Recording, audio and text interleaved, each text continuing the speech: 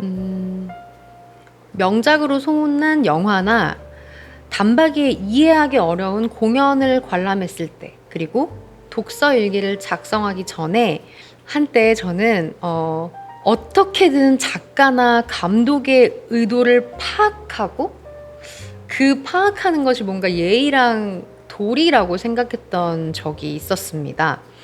그래서 해설을 좀 찾아봐요.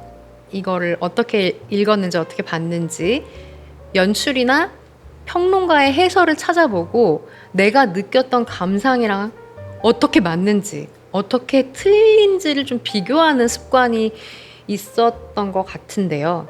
뭐 그 과정에서 물론 제가 뭐 이해하지 못했다거나 느끼지 못했던 부분에 대한 가이드가 되기도 하고 그 부분에서 분명히 배우는 게 있었기 때문에 이 습관이 뭐 그릇되었다고 할 수는 없지만 어느 순간에 제가 이 작품을 내 감상대로 오롯이 충분히 느끼지 못하고 있는 것 같다라는 생각이 들었습니다.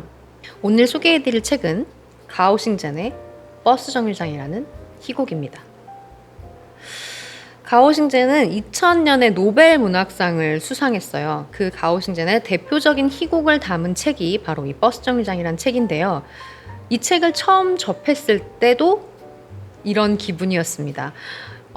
그때 당시에 뭐 중국의 역사라든지 희곡이 쓰였던 당시의 중국의 상황이라든지 작가의 연극관, 뭐 사상 등등 공부해야 될 사항이 너무너무 많다고 생각해서 이걸 어떻게 읽어야 하나 고민이 있었지만 일단 그냥 무턱대고 읽어봤어요. 왜냐면 좀 궁금했거든요. 희곡이기도 했고 중국 연극을 많이 접해보지 못하기도 했었으니까요. 정차하지 않는 버스를 기다리는 사람들, 관객과 소통하는 텅 빈 무대의 배우, 실체가 없는 야인을 이야기하는 여러 인물들. 제가 이 책에서 강렬하게 느낀 감정은 갈망이었습니다. 기약 없는 상황에서 바라는 무언가를 애타는 마음으로 기다리는 그런 심경이었는데요. 근데 아마도 그때 이 책을 읽었던 그때 이제 나라의 어떤 중대한 소식을 기다리면서 이 책을 읽었기 때문에 조금 더 그렇게 느꼈던 걸 수도 있을 것 같아요. 독자가 언제 책을 읽느냐에 따라서 감상이 굉장히 달라지기도 하니까요. 해석을 따로 읽지 않고 직관적으로 읽었을 때 각자 어떻게 다른 감상을 가지고 있는지, 어떤 마음인지에 따라 달라지는 감상들에 대해 조금 더 깊은 이야기를 나누고 싶어서 제가 운영하고 있는 독서 모임에서 함께 읽은 책이기도 합니다. 사회생활을 하면 가면을 써야 하는 그런 본인의 모습을 무대 위의 배우에 이렇게 이입을 해서 생각하시는 분도 있었고요. 손에 잡힐 듯 결코 쥐어지지 않는 욕망에 대해서 한탄을 하시는 분도 있었습니다. 발표 당시 실험적 희곡이었던 예술 작품을 시간이 지나서 어떻게 해석하고 평가할지에 대한 논의는 우리의 영역이 아니죠. 평론가들의 영역일 테니 독자로서 작품을 향유하고 즐기는 고유의 감상을 충분히 누려보고자 하는 마음이 더 커지게 한 책이었습니다. 연극을 좋아하셔서 그 연극을 보면서 나만의 해석을 즐기시는 분들이나 혹은 어떤 예술 작품에 있어서 내 감정대로 감상하는 데 있어서 조금의 두려움이나 쑥스러움이 있으신 분들께 이 책을 추천합니다. 그냥 있는 대로, 보이는 대로, 느끼시는 대로, 그대로 받아들이시면 됩니다. 오늘 읽어볼 부분은요, 두 번째 희곡 독백의 일부인데요.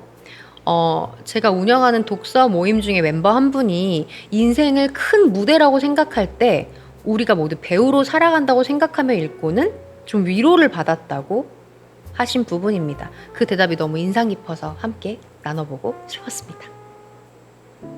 배우가 일단 자기 배역을 파악하면 여유가 생기고 창조의 경지로 들어서게 되어 자기 자신도 약간 만족을 느끼게 되죠.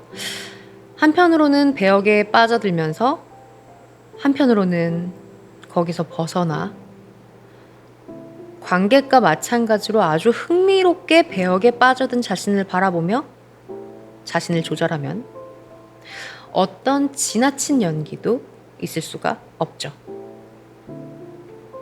하지만 배우가 언제나 자기 배역을 완벽하게 파악할 수는 없어요.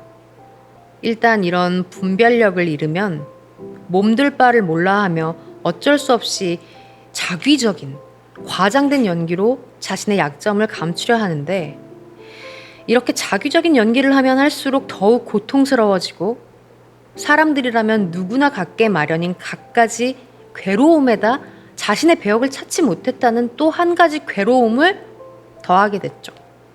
마치 실연한 것처럼. 여기 계신 분들도 모두 이런 비슷한 경험이 있으실걸요? 여러분들이라고 그런 실연의 괴로움을 맛보지 않았을 리 있겠어요? 실은 이런 괴로움을 더욱 깊이 느낀 배우일수록 더욱 성숙해진다니까. 그는 계속 연기할 겁니다.